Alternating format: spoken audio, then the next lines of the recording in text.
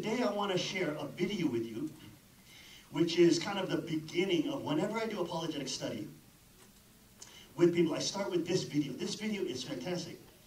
Because really in apologetics, there's different levels of apologetics, okay? The first kind of level is the question, is there a God? And I know most of you in this room don't have that question, okay? Don't wrestle with that issue. But there's many of you in this room, whether you state it or not, that do wrestle with this issue, and especially if you're a young person, you most certainly will wrestle with this, okay? Probably 95+%. If you're within the top 5% that don't wrestle with this issue, you're blessed. You're blessed, okay? Nothing wrong with you, you're blessed. That's, you have blessing. But there's a lot of people that wrestle with this issue, and it's probably, many factors. But of course, we are inundated in normal society, media, internet, etc., with things that make us doubt God. Does that make sense? Now, it's not, everybody has doubts at some point, okay? Especially if you're born into the faith. Everybody has doubts about whether God even exists, okay? Is all of this, because if God doesn't exist, well, then everything really doesn't matter in terms of, Jesus, or in terms of true Father, in terms of Adam and Eve. That really doesn't make any sense if God does not exist, all right? So what we'll do tomorrow is we're going to actually go into apologetics proper and go into the proofs, the evidences for God's existence. We'll also go through very, very, very sophisticated, high-level atheist rebuttals towards those arguments, and we'll study that tomorrow. But before we do that, I want to start with a video by a pastor named Pastor Timothy Keller. This man helped me tremendously, not personally, but with his works and his books. Because for myself, having studied, Eastern religions, Buddhism and things like this, that don't necessarily require a God or a supernatural being, supernatural creator, I always had an unsatisfied, it was not satisfying in the sense that in the end of the equation, did God exist or not, was not fulfilled through those studies of Eastern religions. So when I was studying philosophy and all those kind of things, I eventually got a hold of some debates online by Dr. William Lane Craig, who is probably one of the foremost apologetics, thinkers and professors. And he was debating the top atheists over the world. I mean, he went to Oxford and debated, Dawkins, I believe. He went, and Dawkins didn't show up. He debated Christopher Hitchens. He debated some of the top evolutionary biologists at some of the major universities. You can just look him up online. William Lane Craig versus atheists, things like that. Tons of debates. I mean, just dozens and dozens and dozens of debates. And through these debates, I could see that first of all, believing in God was not as simple-minded as atheists present it. They say if you believe in God, you're unscientific, you're unmodern, you're not irrational, you believe in ancient things, etc., etc. Every single one of those arguments, of course, which are not tenable. They're totally easy to shoot down. But we don't go into that today. In that whole vein of apologetics, Dr. William Lane Craig, Dr. Alvin Plantinga, Pastor Timothy Keller, these kind of people are on the forefront of actually engaging atheism in obviously a nonviolent debate forum, where they actually call out atheists, say, okay, if you're very confident in your view, come out and publicly debate us. Okay? And they will debate these people. And of course, the crowd and the audience is able to make decisions by what they hear, the both sides are presented. So it's a very academic, very respectful form of debate. It's a very, there's no personal attacks. These things are seen as very low quality in debates, right? So it's a very academic style debate. That whole field just blew my mind. Because the battle for whether or not God does exist or not shapes your entire worldview. It shapes your life choices. really has huge impacts and repercussions on it. This video that we'll see is a speech, apologetic speech, given by Pastor Tim Keller. And this is what I always show this before we study apologetics, at a church. And he's explaining the different points of a theistic worldview and going through some of the issues with the atheistic worldview. Now, he's just touching on some of the surface issues. Okay? Tomorrow, we will go in depth in the 5 major arguments or evidences for God's existence. But in this video, he's just touching on some of those things. Okay? But this is definitely a resource that anybody who is serious about whether or not God is there or not, serious about, even if you say, I don't know, I'm an agnostic, or even if there's atheists out there, say, I'm an atheist, blah, blah, blah. Well, if you're doing that, you're doing it by faith, and is it logical? Are you being logical? Have you actually seen the arguments for the other side? Or are you too scared? Is it too comfortable? Okay? So Tim Keller, we're going to look at that just briefly. I just want to mention, in this whole field, Dr. Keller, he doesn't mention in this video, but he usually mentions that there's 3 major reasons why any person will adopt a type of worldview or faith. One, the first reason will be, one, intellectual, so that there are rational proofs for their belief. Even if you believe in atheism, some atheists believe there are rational proofs for being atheists. Okay? But there is an intellectual dimension to what we prescribe as our worldview. Does that make sense? Okay, there's an intellectual dimension. Secondly, there's a personal dimension. Okay, personal dimension stating that I believe in God not only for intellectual reasons, but because I've had these personal encounters. Okay, on the atheist side, I believe in atheism because this is that intellectual reason. Plus, I have personal reasons why. Maybe when I was young, this kid at church really made me angry, or this minister is like this or that, or this church, is like this. And then the third reason why we adopt certain worldviews and or ideologies is socio-cultural. It's a sociological reason, okay? So it is that we see a certain group that we want to be part of, and then we are we will become more malleable to the views and values held by that certain view, by that group. So let's say we're now in the city where, hey, I'm free from my parents. Woo, I'm free. I'm in the city now. Yeah, I'm going to college in the city. Now I can hang out with all these kids, and they're all atheists, and yeah, they party hardy and all that kind of thing. You want all this kind of stuff, right? Now you want to be part of this new group that you aspire to be with, or people that you want to be with, maybe that are quite different from your past.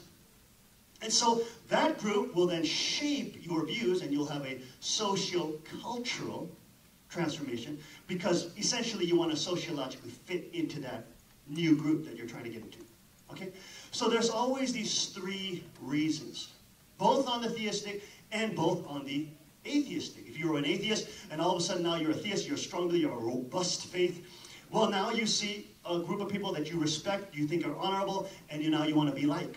So you will adopt those values and that culture, etc. Does that make sense? So there are these 3 elements, intellectual, personal, and socio-cultural, sociological and cultural, that are in the makeup stream of every single believer and non-believer. Every single believer and non-believer has intellectual reasons, has personal reasons, and has sociological reasons in why they choose their certain worldview. Okay? So admitting that up front is important. Okay? To sort of say, oh, religious people are just slaves to peer pressure and their religious communities. And we atheists are free thinkers, and we're not peer pressured into certain ideologies. That's bull. That's total bull. Most people become atheists because they are social-cultural. Element is very heavy, especially when they go into universities and settings where atheism is very high. Okay?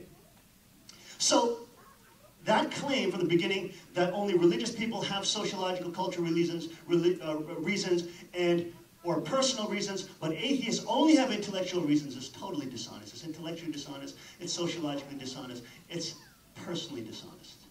Okay? It's fraud. It's total fraud. There's always, on both sides, there are those three particular reasons, intellectual, personal, and sociological, that play into a person adopting a certain worldview and or framework. Does that make sense? So keeping all those things in mind, I'd like to share this video with you all, okay, as we start on camp and kind of just at least touching into apologetics and whether or not there is God, whether God exists or not. We can prep the video now. And if somebody near the doorway can turn off the lights, please. Let's watch this video. Cervantes, Albert Camus, Aldous Huxley, Tolstoy, Voltaire, Shakespeare, Jesus Christ. They all have one thing in common. They all have one message in common. They know that the average person is so busy in both work and play that you ratchet around for years and years without asking yourself, what is my reason for doing all this? What is my reason for life? What is the reason I'm doing anything and everything? What's my whole life about? Or, put it another way, when all is said and done, what will I have really accomplished? Why am I getting up in the morning? What's my reason for life? What do they all have in common? They all know they're all great thinkers. And all the great thinkers realize that most of us run around and we're afraid to ask that question. What am I really getting to? What am I really accomplishing? What's my reason for doing things? A good example of that is if I saw one of you after the service and after the program here, and I said to you, tomorrow at 2:30, meet me at the corner of 86th and Park Avenue. And you said, why? I said, just meet me there. You'd want to know the reason. And you're busy people, you're probably very busy people, you're doing a lot of important things, and you would say, hey, if I'm going to spend my time, if I'm going to spend an hour getting to see you, seeing you, and getting back or more, there has to be a reason for it or I'm not going to do it. Okay, that's fair enough. You want a reason. And yet, if I ask most of you, what is your reason for your whole life? What is the reason you're doing your job? What is the reason that you're getting married? What is the reason you want to get married? What are you after? When your life is all over, what will you have really accomplished? Many of you will not be able to give an answer. You want to know the reason for me to meet you. You want to know a reason for that hour. You want justification for it. You can't justify your own life. Now, who am I talking to? I'm talking to people in general because that's the message of the great thinkers. Let me give you a quick example of this. Tolstoy. I've got a series of quotes here. They're long quotes. You know why? Because it's Tolstoy. All right? 1879, Tolstoy wrote his Confessions, somewhat near the end of his life. And he talked about a huge crisis that he had in his life when he was about 50 years old. And he says this. He said he had been actually living quite a life. He was very famous. He was very influential. He was really quite well off. And he'd been caught up in celebrity wealth activities and so on. And suddenly he crashed, just crashed. Was it a midlife crisis?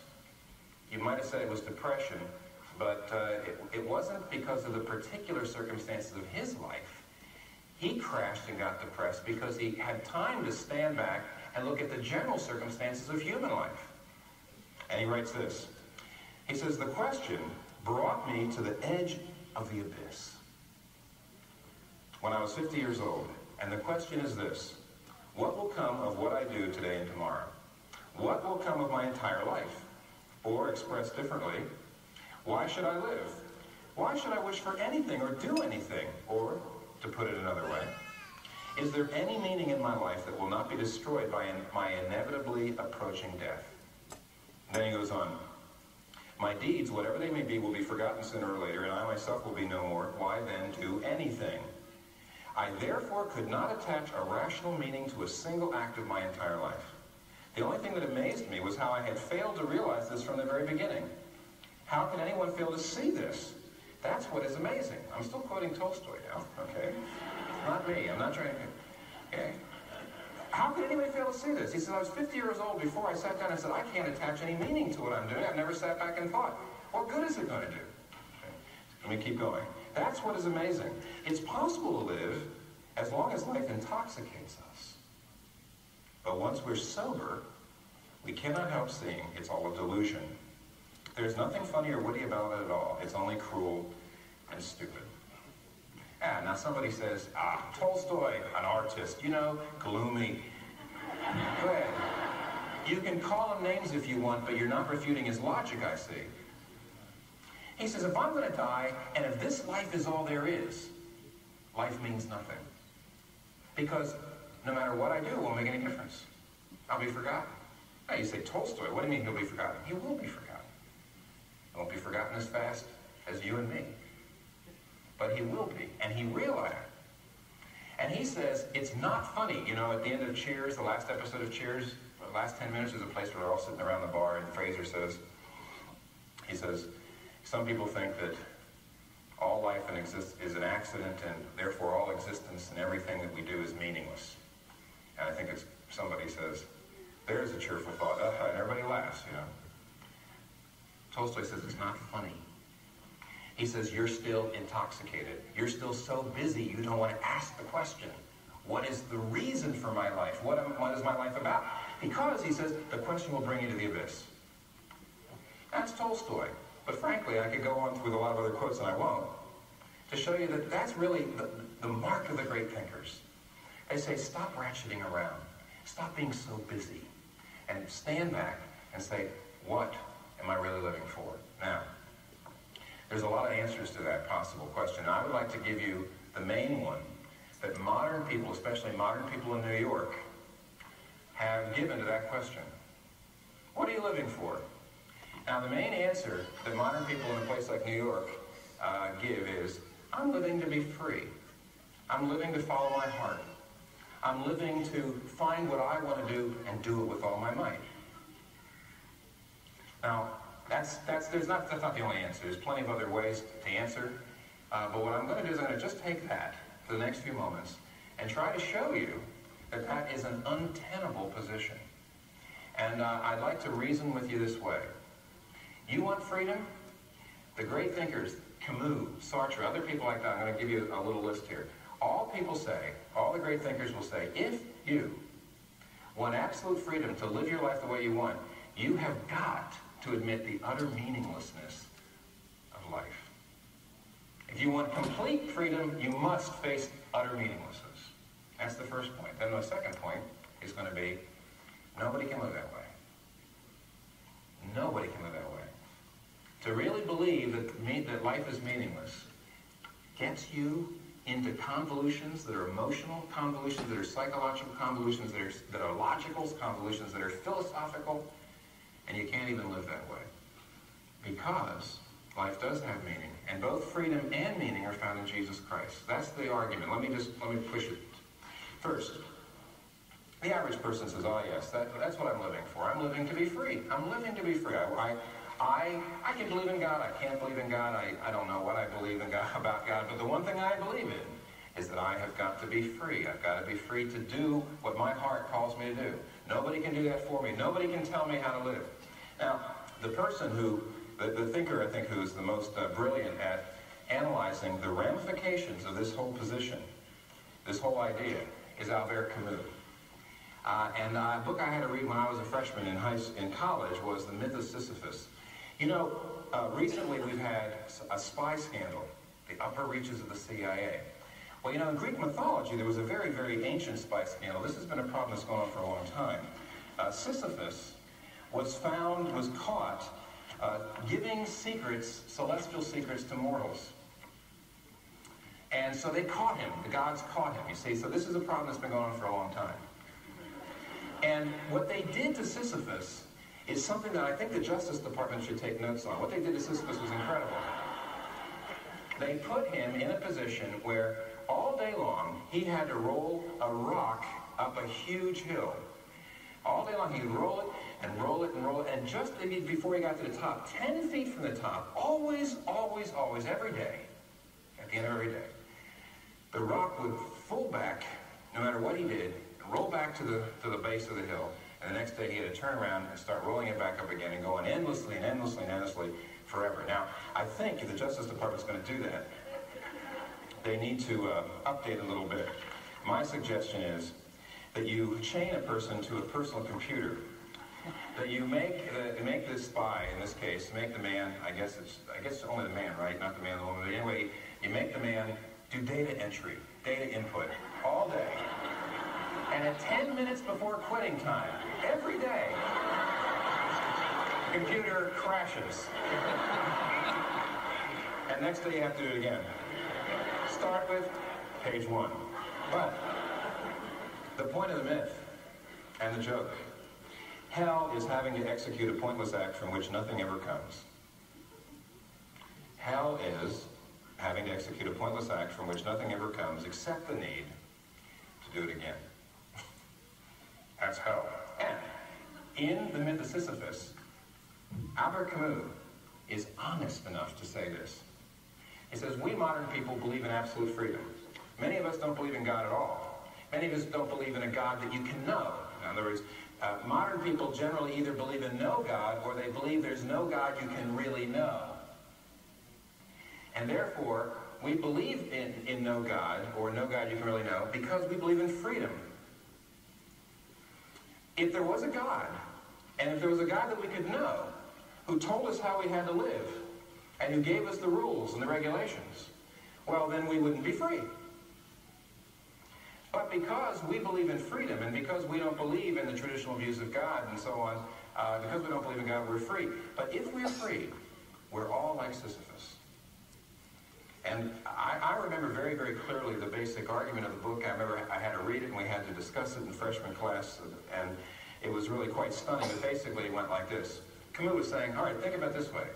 Once you realize that you're free, because this life is all there is. There's no heaven, there is no hell, there's no eternal being, and so on.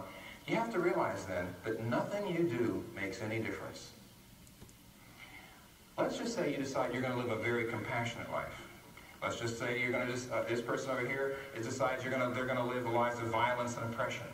Don't you realize in the end, when you die, you're rot? Ah, yes, well, but your deeds live on. Yeah, for a little while. But don't you realize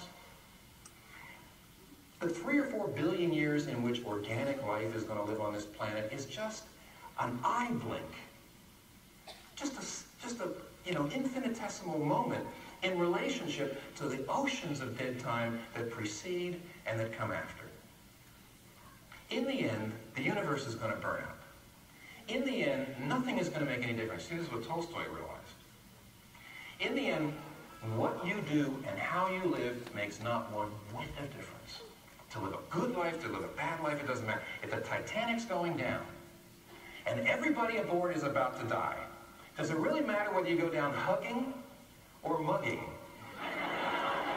What difference does it make? What difference does it make to you or the person you're mugging? Who cares?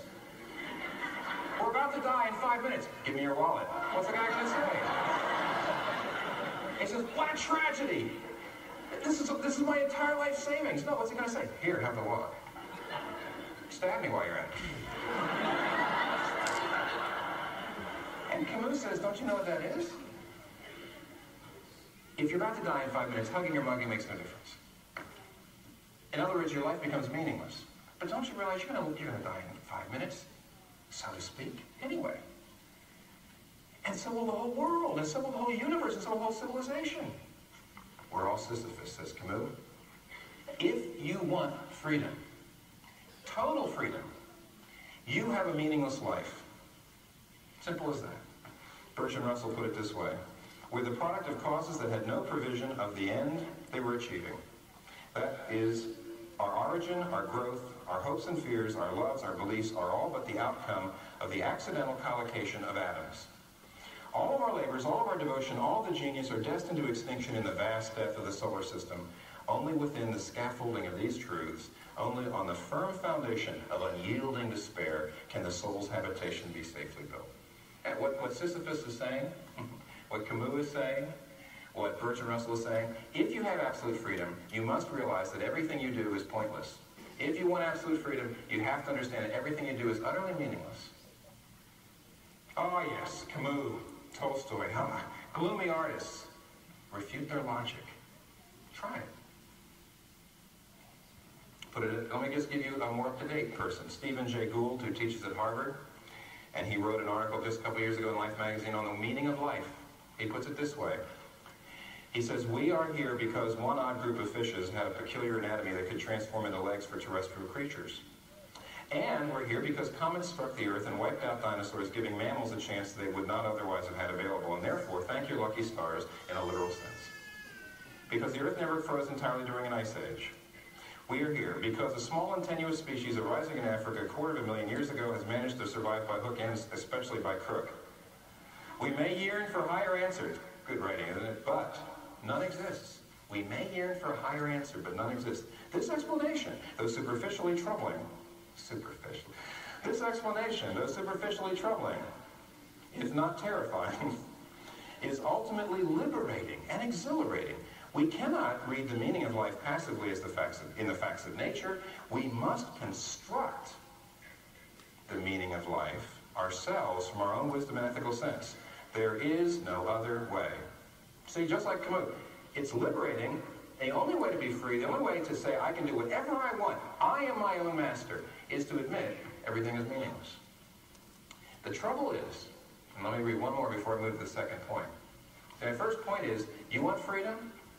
You want to say, well, I don't know if there's a God, or I don't know that there's a God I can know. There's no God that I have to submit myself to and obey. The argument is, you have to admit that everything you do, every statement you make, every action you take, every choice is meaningless and insignificant. Stephen Jay Gould says this is superficially troubling, but liberating, which means I can do whatever the heck I want. But that's dishonest. Just as I make transition to the next point, let me read you a much more honest statement dealing with the same data by the famous author Aldous Huxley. See, Stephen Jay Gould says it sounds terrifically noble, but now listen. Huxley says in his book, Ends and Means, he said, I had motives for not wanting the world to have meaning. Consequently, I assumed that it had none and was able without much difficulty to find satisfying reasons for this assumption. The philosopher who finds no meaning in this world is not concerned exclusively with the problem of academics. The philosopher who finds no meaning in this world is also concerned to prove that there's no valid reason why he should not personally do as he wants to do, or why his friends should not seize political power and govern in the way that they find most advantageous to themselves. For myself, the philosophy of meaninglessness was essentially an instrument of liberation, sexual and political. Don't you see what he's saying? At least he's being honest. We know what we're talking about here. He says, look, you come to urban America, you come to college here, you come to work here, and you say, finally, I can really swing. I'm away from middle America, I can do what I want, you see. You want to be included. This is not a matter of just academics, like he says. He says, you look at the big issues. Is there a God? Is there meaning? Is the Bible true? Is there a revealed way in which I should live? Should I be submitting? And you go to Religion 101, you go to philosophy classes, you read books, and you think, as Huxley says, you're being objective. You're not. No. He says, I wanted to be liberated, therefore I had to adopt the philosophy of meaninglessness. And even Camus admits that. He says, we can't believe in a God. We have to believe in meaninglessness. Otherwise, I wouldn't be free. But let me tell you something else that happens. Really what Huxley's saying is, I would rather choose hopelessness because I would rather rule in hell than serve in heaven. I'd rather be Sisyphus than Moses. Now, the first point, you see it, somebody says, you haven't proved a thing. You haven't proved a thing. I can tell. You're up there trying to make this Christian, religion palatable, and all you've done is made me feel worse about my position. Okay. I feel worse. You've done a little bit of a number on me. I see that now everything is meaningless. All right, but so it is. So what? How do you know that that's just not the case? And I guess the answer would be this. There is no way that you can live on the basis of your worldview. Listen, how are scientific theories justified? How are they proven? It used to be, in days of past, they used to say, well, you prove scientific theories through investigation and observation. Observable phenomenon, that's the way. Well, that's not true. Nobody's ever observed an atom. Nobody's ever observed an electron, a quark. They haven't observed plenty of things that scientific, science has essentially demonstrated things to be the case. Theories that have been proven, justified. The way you justify a scientific theory is you say, does it account for the way things are? And without it, do we find that there's no way to account for the way things are? Camus, Sartre, the people I was just reading, they say, yes, well, life is meaningless. I'm free, life is meaningless, that's just the way it is. There is no way that you can believe what you believe without getting into a collision course with your own self, philosophically, psychologically, emotionally. Let me just show you what I mean. First of all, one of the problems that comes up immediately, Voltaire has an interesting statement about this. Voltaire says, he says, the doctrine of meaninglessness doesn't quite work. He says, I'm a puny part of a great whole, yes, but all sentient beings suffer like me, and yet, like me, they also die. However, what is the verdict of, and he says, what is the verdict of the vastest mind? He's talking about the universe silence. The book of fate is close to us. Man is a stranger to his own research. He knows not whence he comes, nor whither he goes. Tormented atoms in a bed of mud. Boy, that's a great line. That's what you are. Tormented atoms in a bed of mud, devoured by death, a mockery of fate. But then he says, but all things, all living things suffer like me and also die, but I'm the only one that's bothered by it. He says, we're such a puny part of the universe, and I'm the only one. Why do human beings get so bothered by the idea of meaninglessness? Why do we get so upset about it? I look at my cat. She's a sentient being. She's a very puny part of the whole. Doesn't seem to bother her like it bothers me. We're supposed to be the most informed of the species. It bothers us. Why? Why is it that when I say life is meaningless, there's a part of you, the emotional part, that says, no. But if you want to be absolutely free, the intellectual part of you has to say, yes, I guess that's true. Don't you see already? Intellectually, you're on a collision course with what you know. Life can't be meaningless. There is purpose. Well, you say you haven't proven it. Let me go a little further. One of the problems is on the basis of the view you've got. You want to be free, you've got to believe everything is meaningless, and yet you can't live that way. Do you realize, for example, this means that nothing is absolutely wrong? If I say, is rape always wrong? Well, yes, you say it's always wrong. What do you mean it's always wrong? Where do you get this idea of being wrong? Where do you get the whole idea of right and wrong? It's totally subjective. Maybe you can say it hurts, but how can you say it's wrong? Is violence always wrong? Well, I don't know. Is oppression always wrong? I don't know. Yes, you do. But you see, you don't have a basis for saying so. Sartre had one little maxim. It is forbidden to forbid. It's a great maxim. I mean, at least, when you're new in college, you get a hold of that one. And you say, look at that.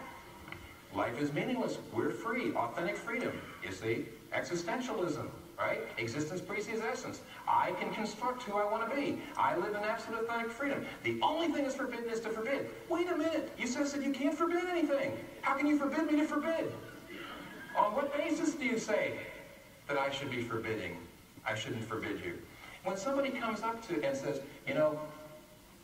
all religions are relative. All truth is relative. You can't say that your religion is right, so you must stop trying to convert people. And what's the answer to that? Say, you're trying to convert me.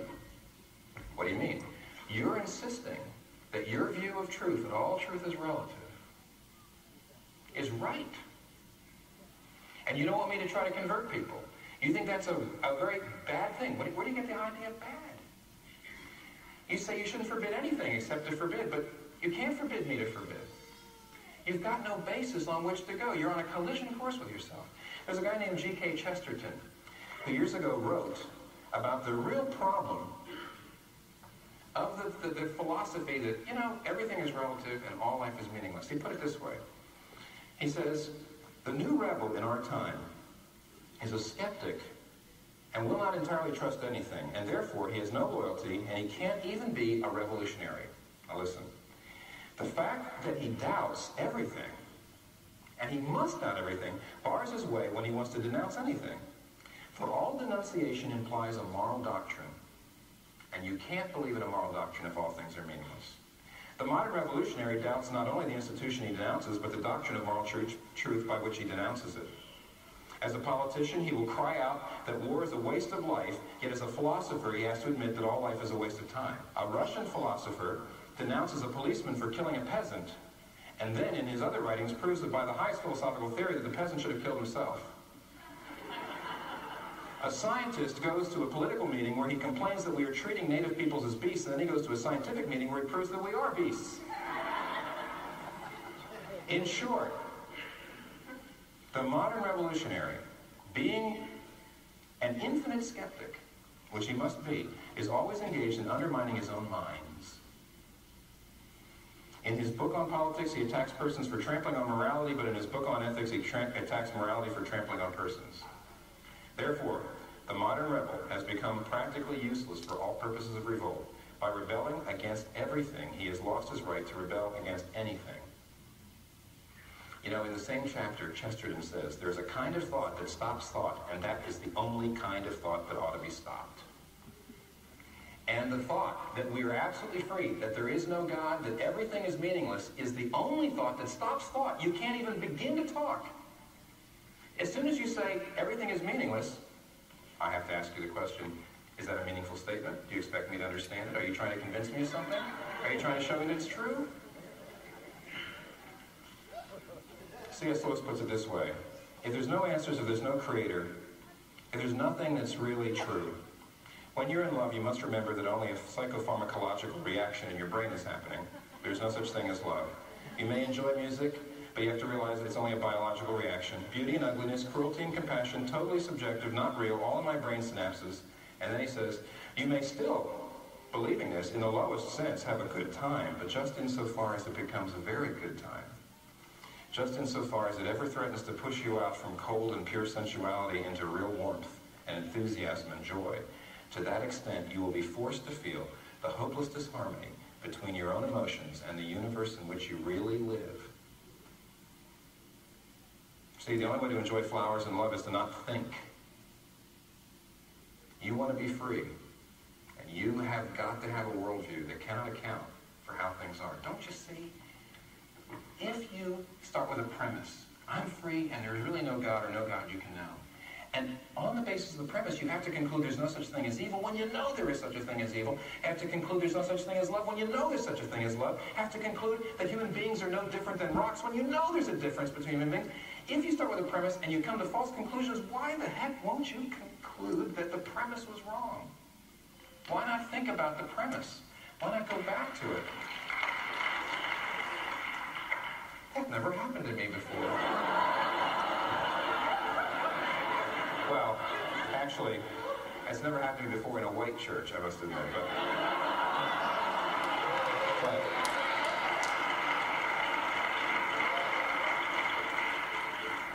I've been a little concerned that all I've been doing is giving you male thinker quotes. So here's one. Dorothy Sayers said years ago, in this world, there is a view that's called total tolerance, but in hell it's called despair.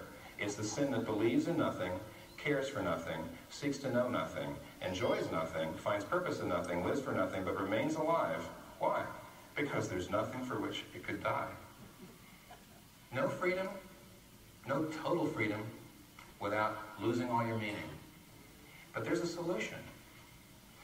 The passage that was read by Bruce just before I came on says, in the beginning was the Word. Now when the gospel writer John wrote that, he was writing in Greek. And in the Greek, he used a word that was absolutely and totally loaded. He used the word logos, from which we get our word logic, but that's not the right translation. The word logos was an absolutely philosophically loaded term at the time because it should be translated the reason for life. See, the Greeks argued over something. The word logos meant what is the reason for something. Example, if you see somebody trying to pop popcorn in an espresso maker, you go to them and you say, all right, let me explain to you why the popcorn is of such poor quality. You don't know the purpose, the telos, the logos, these are all the Greek philosophical terms. You don't know what the design of that thing was. It wasn't built to make popcorn, it was built to make espresso. And you see, if you use something and you don't honor It's logos. It's reason for existence. It's design, what the designer put into it. If you don't honor it, it can't reach its potential. Let me go one step further. If you see somebody cooking weenies on a space heater in their apartment, you better say, don't do that.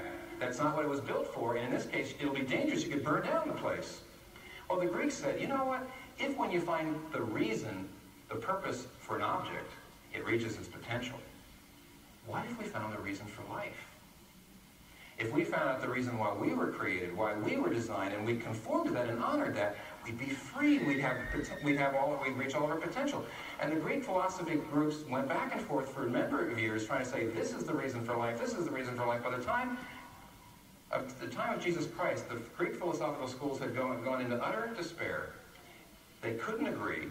And basically people started to say there is no reason for life. There's no logos. And of course that began to sift down into the culture. Because you see, when there's no reason for life, when everything is meaningless, the culture falls apart because you start to say, who's to say what's right and wrong? Why make a contribution? Why love my neighbor? And along comes John. And he drops this unbelievable bombshell and he says, there is a logos. If there's a design, there's a designer. We know there's a design. And if there's a designer, the logos has come. I can show you what the reason for life is, but it's not an abstract philosophical principle. It's a person. The designer has punched a hole in the roof of the world, and he has descended. And you were built not just to honor some philosophical principle, but you were built to know and love this divine personage. And then when you know him, and when you serve him, and when you love him, and when you find out what he built you for, and when you comply with it, and you submit yourself to him, you find out who you are. You know, if you have a sailboat, you sail on the water, and you sail into the wind at the right angle, and you soar. And would you ever say, in the name of absolute freedom, I am going to sail my sailboat down Broadway? Well, otherwise I'm not free. You would never dishonor the design of your sailboat to do that, because by dishonoring its design, its logos, you destroy it. And that's what's happening to anybody who doesn't know and love the logos. Jesus Christ. What's your alternative to John's claim? The alternative is go manufacture your own logos. Well, what is it going to be? What is your purpose? What is your reason for life? Your beauty? You'll wrinkle. Competition? Somebody will come along and do a better job.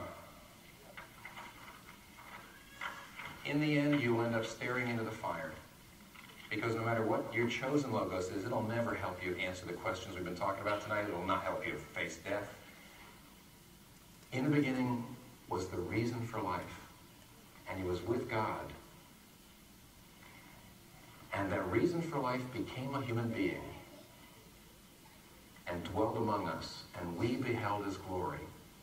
Glory as of the only begotten of the Father, full of grace and truth.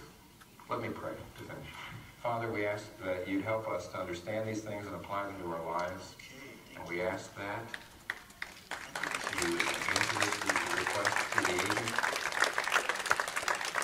Isn't that interesting to you? It's interesting to you.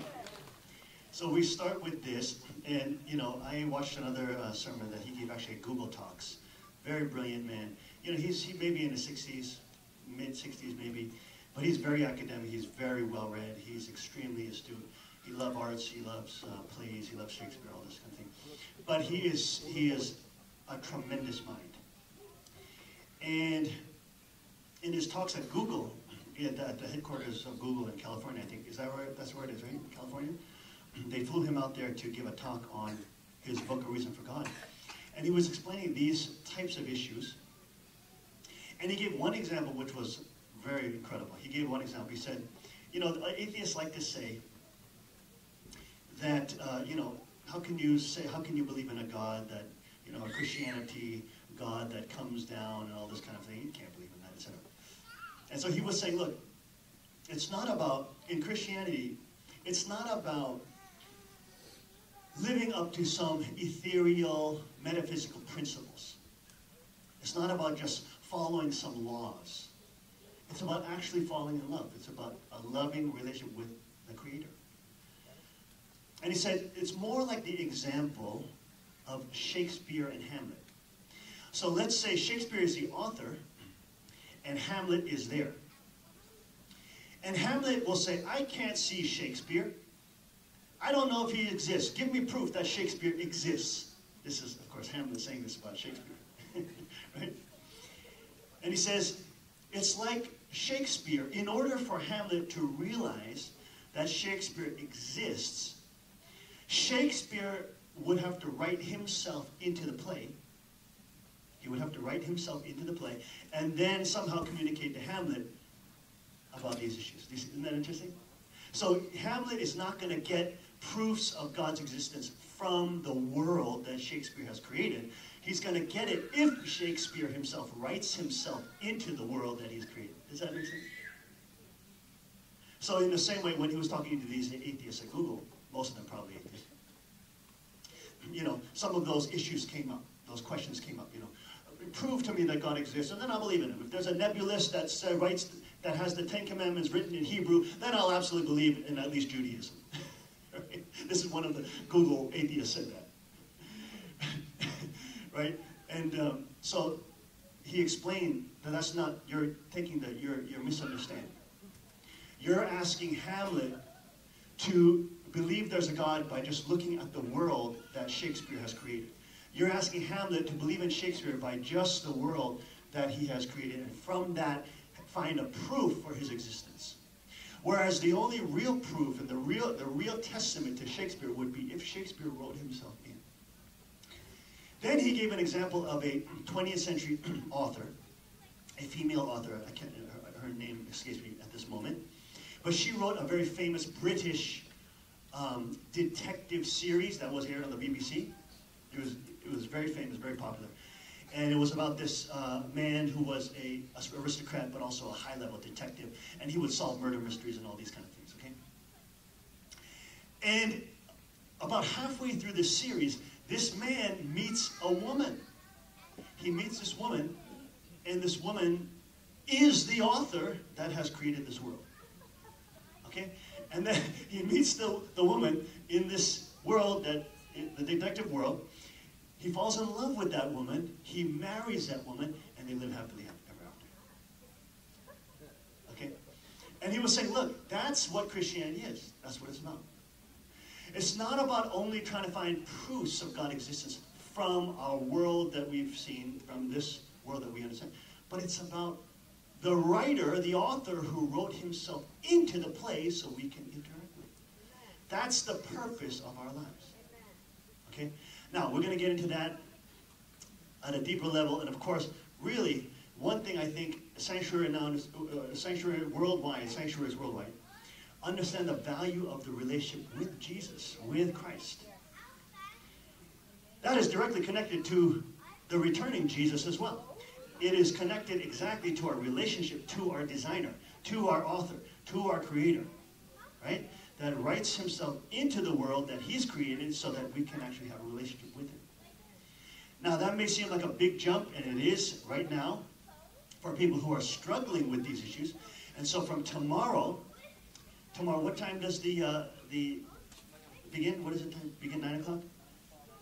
Okay, the lecture begins at 9. Everybody's welcome to come if you want to explore these things a little, much more deeply. Much more deeply, okay? Tomorrow we're going to go into the evidences for God's existence, the 5 major arguments. We're going to go into also some of the most high-level atheist responses to those things. You'll see the arguments that your friends give you or that your college students, peers give you, they're such low-level atheists. It's ridiculous. They're like literally microbial atheists, okay? They're like algae on the ocean. They're not even high-level atheists. The arguments that normal kids give against theism is like literally microbe level. Okay, so what you'll see tomorrow, we'll go deeper. We'll go actually to higher-level atheists, who are some of the leading atheist philosophers in the world. In the world, okay? And how they attack theism, and of course, if or whether or not we can deal with those issues. Okay, so it's a very fascinating topic, if you're wrestling with these ideas, if you have doubt in your heart, it's something you have to go through. It's something you have to delve into at some point in your life. Right? Take the opportunity to come and delve into this, in depth, because this may change. This may change the way not only you think about God, the way you feel about God, the way you think and feel about morals, ethics, politics. It may change the way you actually interact with the world. Okay? Not that, I'm so brilliant of a lecture. No, I use a lot of the material that is already out there. Okay? To bring up these points to those who are struggling and or wrestling with these issues. Okay? So really in apologetics there's like 3 major levels.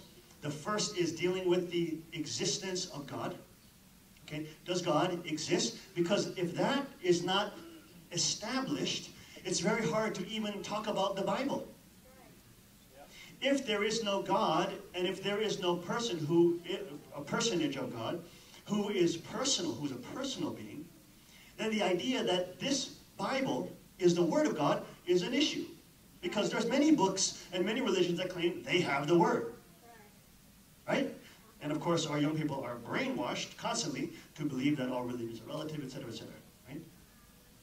So that would be the second level. The first level would be establishing, or at least delving into the issue. Is there a God? Is it rational to have a theistic worldview?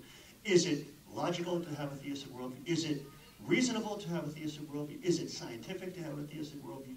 Is it modern to have a theistic worldview, etc.? Those kind of things are on the first level. Okay? The second level is really now, once the reality of God's existence is established, then the next issue is, okay, well, what about the Bible? What is the Bible in all this context? Is the Bible the Word of God, or is it not the Word of God? Is it simply another text claiming to be the Word of God? Okay? And of course, the third level, then, would be introducing people to divine principle, to those kind of things. But those things happen on a foundation of first belief in God and understanding and believing that God's Word is the biblical